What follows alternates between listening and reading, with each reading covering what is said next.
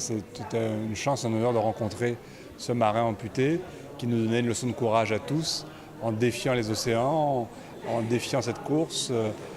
Et ça a été un moment formidable pour nous tous. Et aujourd'hui, l'entendre ce soir, nous faire un retour d'expérience, nous raconter ce qu'il a vécu, et cette traversée qui en soi déjà est une réussite, eh bien, c'est une chance extraordinaire que nous apprécions.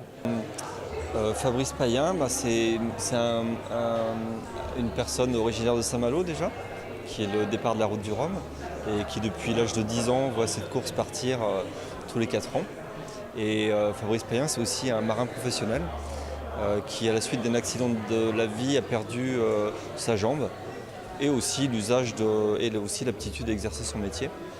Et à travers le choix de l'amputation et l'appareillage d'un genou prothétique, décide de réaliser son rêve d'enfant et de faire la route du Rhum.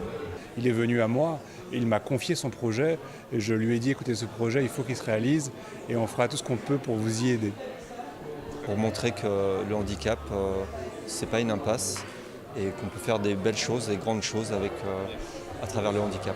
C'est donner de l'espoir, c'est donner de l'espoir aux gens qui sont dans la même situation ou qui peuvent l'être ou qui se posent la question de savoir ce qu'ils vont faire de leur vie. Voilà, c'est donner de l'espoir et de dire que c'est pas parce qu'on a ces contraintes-là, ces différences, qu'il faut s'arrêter. Et il faut surtout dire aux autres que voilà, on peut faire plein de choses et qu'il faut intégrer mieux ces personnes au quotidien dans le milieu scolaire et dans la vie professionnelle.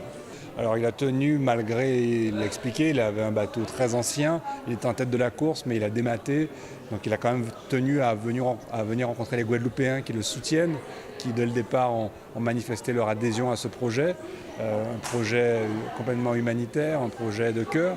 Donc il a tenu à les rencontrer, il va rencontrer beaucoup de jeunes, de scolaires, pour parler du handicap, pour parler de la différence, pour dire que la différence, ça ne doit pas être l'exclusion.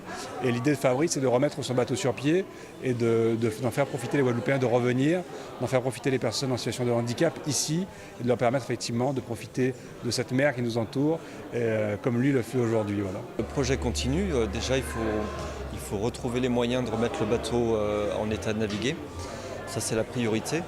Mais effectivement, l'idée, c'est de continuer à promouvoir le handicap et voilà, à donner de l'espoir et à faire avancer les choses et le regard de chacun sur ces différences-là.